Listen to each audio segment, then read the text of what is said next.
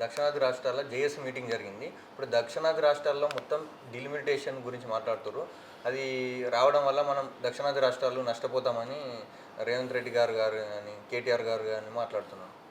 ఇప్పుడు రెండు విషయాలు ఉన్నాయండి ఇక్కడ. డీలిమిటేషను ఒకటి, డీలిమిటేషన్లో 1971 అండ్ 75లో మనం చూసుకుంటే ఆ ప్రకారంగా మనం ఇప్పుడు చేస్తే జనాభా ప్రాతిపదికన మనకి ఆల్రెడీ తగ్గింది. నియంత్రణ, కుటుంబ నియంత్రణ మనం బాగా పాటించాం. అందుకే జనాభా ఇక్కడ తగ్గింది. అదర్ రాష్ట్ర నార్త్ సైడు వెరీ జనాభా పెరిగిన తర్వాత డీలిమిటేషన్ చేస్తే మనకి ఇప్పుడు ఇక్కడ ఎంపీ సీట్లు తగ్గుతాయి అనేది ఒక ప్రాథమికంగా వచ్చిన అంచనా. ప్లస్ ఇంకోటి ఏంటంటే మనకి హిందీ భాషని మన భాష మనకు ముఖ్యం. అలాగే హిందీ అనే భాషని మొత్తం దేశం అంతా నెంబర్ 1 చేయాలి, మస్ట్ అండ్ షుడ్ చేయాలి అనేది అది ఎప్పటి నుంచో ప్రయత్నం చేస్తున్నారు. ఇప్పటికే మన భాష మనకు ముఖ్యం. ఇతర భాషలను మనం తప్పు పట్టట్లేదు, కానీ అది కంపల్సరీ అని చెప్పే రైట్ లేదు. ఇప్పుడు కంపల్సరీ అని చెప్పే రైట్ లేదు. వీటిల్లో కూడా కొంచెం ఈశాన్య రాష్ట్రాలు, ఇది మన నార్త్ సైడ్ ఉన్న రాష్ట్రాల్లో కొన్ని డిఫరెన్సెస్ ఉన్నాయి. కనుక డీలిమిటేషన్ ఇప్పుడు చేయకూడదు, ఒక 20 సంవత్సరాలు ఆపాలి అనేది మన సౌత్ వాళ్ళది. ఓకే, బీజేపీ సపోర్ట్ చేసిన వాళ్ళు పవన్ కళ్యాణ్ గారు వచ్చి వాళ్ళకి సపోర్ట్ చేస్తున్నారు, చంద్రబాబు నాయుడు గారు ఆయన సపోర్ట్ చేస్తున్నాడు. ఇది తెలుసు, సౌత్ నష్టపోద్దని తెలుసు వాళ్ళకి. అయినా కూడా అక్కడ ఎన్డీఏ సపోర్ట్ చేస్తున్నారు కాబట్టి, పార్టీకి సపోర్ట్ ఉన్నారు కాబట్టి వాళ్ళు చేస్తున్నారు. అంటే మెయిన్ ఇప్పుడు చంద్రబాబు అంటే సౌత్ ఇండియాలో ఒక పెద్ద సీఎం అని అందరికీ తెలుసు, సీనియర్ సీఎం అని. కానీ వీళ్ళు కూడా పాల్గొనకపోతే ఏమైనా మనకి ఇబ్బందులు అవుతాయి కదా దక్షిణాది రాష్ట్రాలకు. దక్షిణాది రాష్ట్రాల జేఏసీ మీటింగ్లో సీనియర్ నాయకుడైన చంద్రబాబు గారు కానీ ఆయన వచ్చి ఎన్డీఏలో ఉన్నాడు. పోనీ వాళ్ళ అపోజిషన్ లీడర్ ఏం చెప్పాడండి, ఆయన వచ్చి మోడీకి రాశాడు. ఆయన కూడా మోడీ గారితోనే కలిసి ఉన్నాడు. అక్కడ ఇంకో పార్టీ ఏది? కాంగ్రెస్ పార్టీ, సిపిఐ, సిపిఎం తప్ప ప్రాతినిధ్యం లేని పార్టీలే ఆంధ్రప్రదేశ్లో అడుగుతున్నారు. ప్రాతినిధ్యం ఉన్న పార్టీ జగన్మోహన్ రెడ్డి గారు మోడీ గారికి లెటర్ రాశారు. చంద్రబాబు నాయుడు గారు ఇది కరెక్ట్ అంటున్నారు, పవన్ కళ్యాణ్ గారు ఇది కరెక్ట్ అంటున్నారు.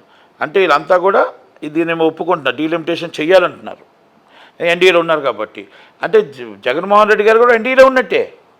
అక్కడ ఎన్డీఏ గవర్నమెంట్ నడుస్తుంది. Not only Jaganmohan Reddy is నా టీడీపీ అండ్ జనసేన. ఆయన నిజంగా అపోజిషన్ ఉండుంటే రేపు మన దీనికి వచ్చి దానికోసం ఆయన వివరణ చెప్పేవాడు. మోడీ గారికి లెటర్ రాశాడు. అంటే ఆయన మేధావుతనం చూడండి. మోడీ గారిని చెడ్డ చేసుకోవద్దు, జైలుకి వెళ్ళకూడదు, మొత్తం అటు ఉండాలి ఇటు ఉండాలి. అంటే ఇదంతా రాజకీయం. వాళ్ళు కూడా అలాగే ఉన్నారు, చూసి చూడనట్టే వదులుతున్నారు. ఏ రోజుకైనా మనకి ఏమైనా వస్తే మనకు మళ్ళీ జగన్ అవసరం పడతాడేమో అని ఉన్నట్టు ఉన్నారు. ఎందుకంటే ఫస్ట్ గవర్నమెంట్లో కూడా అలాగే రన్ అయ్యారు. ఓకే, ఇది దాంట్లోంచి ఎందుకు డీలిమిటేషన్ అనేది డిఎంకే పెట్టిన అఖిలపక్ష సమావేశం అనేది సబబైనది. 100% డీలిమిటేషన్ 20 సంవత్సరాలు ఆపి ఇప్పుడు జనాభా ప్రాతిపదికన పెరగాలి. ప్రతి ఒక్కరు కుటుంబ నియంత్రణ కావద్దు, ప్రతి ఇంట్లో 4-5 పిల్లలు ఉండాలి.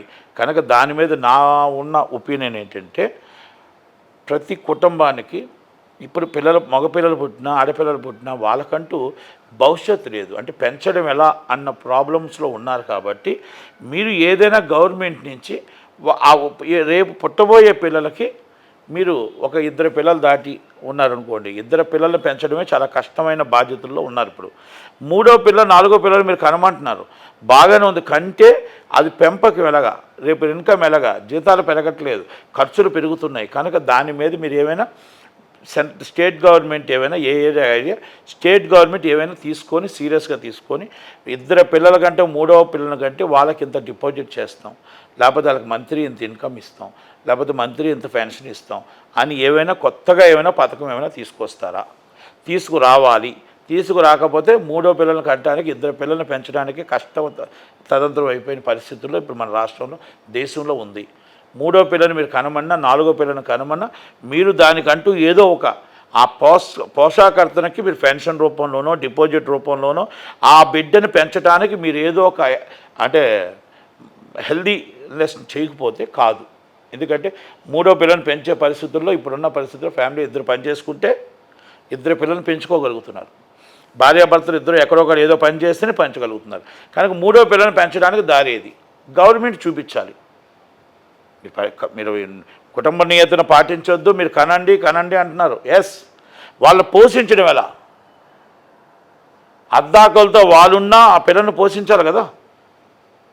కనుక దానికి మనం ఏమి ఇస్తున్నాం, గవర్నమెంట్ నుంచి ఏ స్కీమ్ ఇస్తున్నాం, మనం ఏ పెన్షన్ ఇస్తున్నాం, మూడో పిల్ల 2 పిల్లలు దాటి మూడో పిల్ల కంటే మనం వాళ్ళకు ఆ కుటుంబానికి ఏం సాయం చేస్తున్నాం, ఆ కుటుంబం పోషకర్త ఏమని చూస్తున్నాం, ఇది ఒకటి చూడాలి.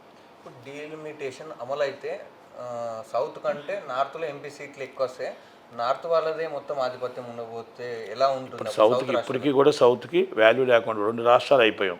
మా పుత్త 42 సీట్లకి 17, 25. ఇప్పుడు మాకు అడిగే రైట్ లేకుండా పోయింది అక్కడ. ఇప్పుడు అక్కడ అడిగితే 2 కలిపి అడగాలి ఒకటేసారి. ఇద్దరు ఎవరి వాదన వాళ్ళు వచ్చి ఎన్డీఏకి సపోర్టు, ఇక్కడ వచ్చి అపోజిషను. అప్పుడు ఏమవుతుందంటే 17 సీట్లు గొప్ప, 25 సీట్లు గొప్ప. కనుక ఎన్డీఏకి వెళ్ళిపోయారు.